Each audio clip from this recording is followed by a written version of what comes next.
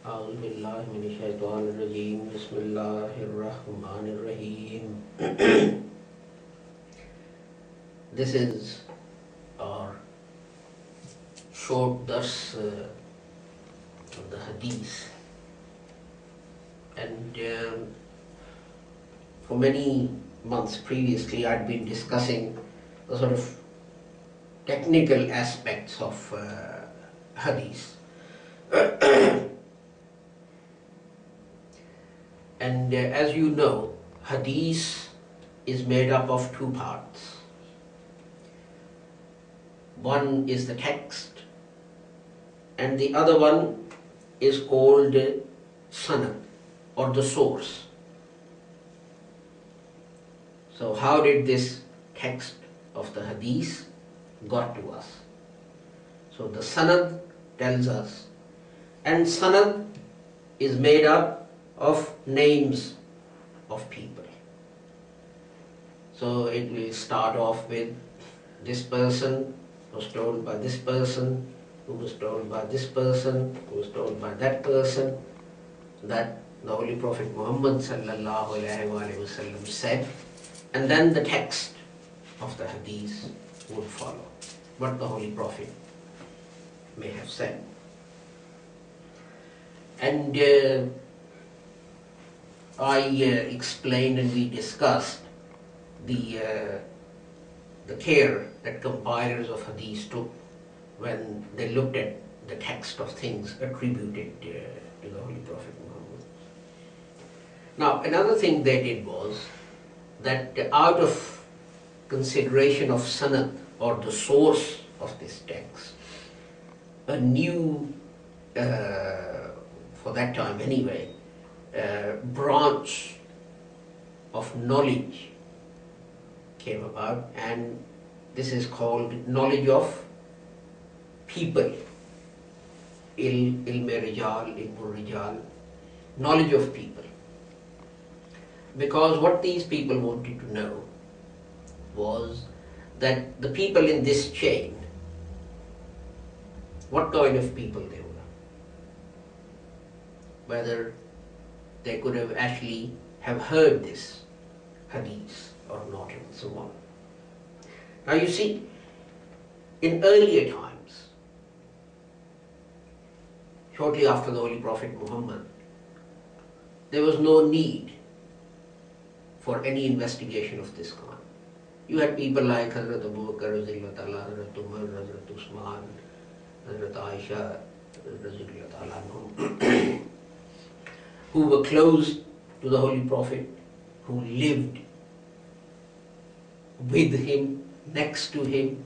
They were around the Holy Prophet Muhammad sallallahu alaihi wasallam all the time, day in, day out.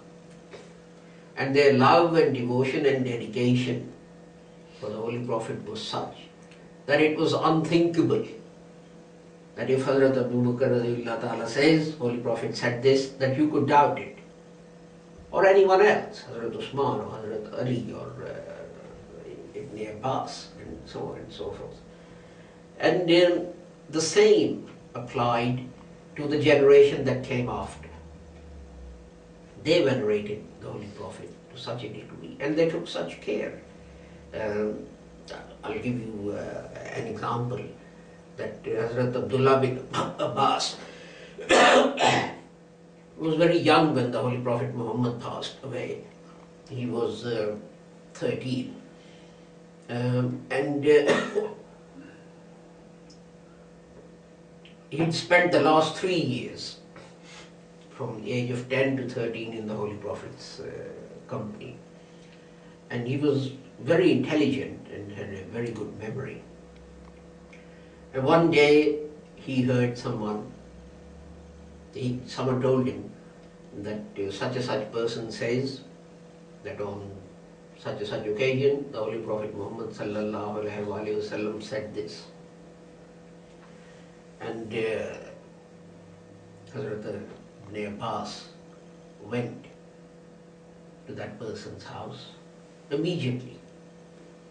It was summer, it was the middle of the day, the sun was burning down, but as soon as he heard that someone is relating something about the Holy Prophet Muhammad that he didn't know, he immediately went.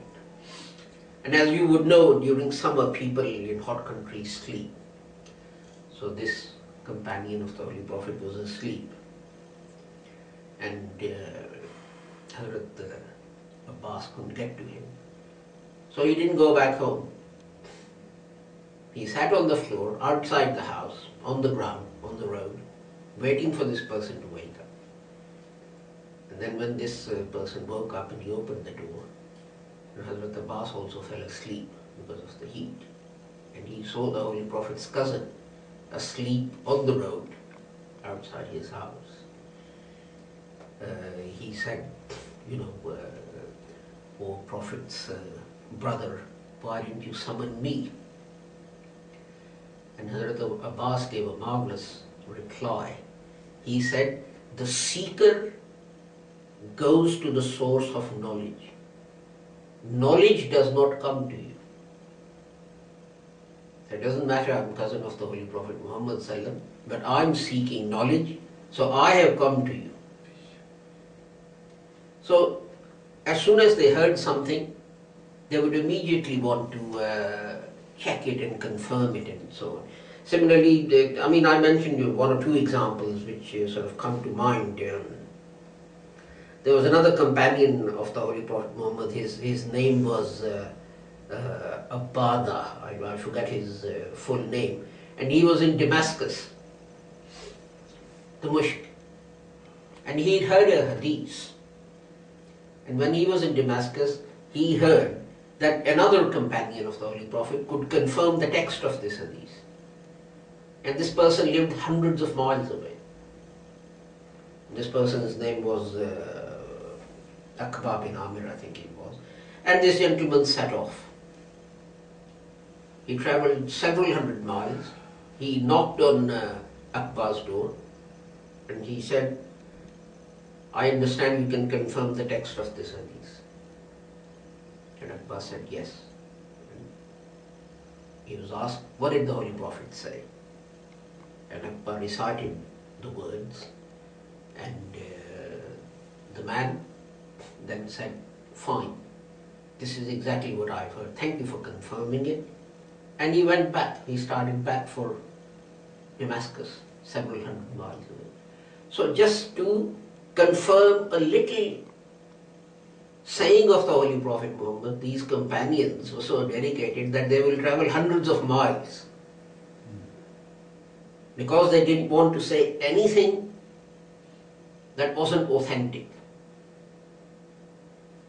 They didn't want to add anything to what the Holy Prophet might have said. They didn't want to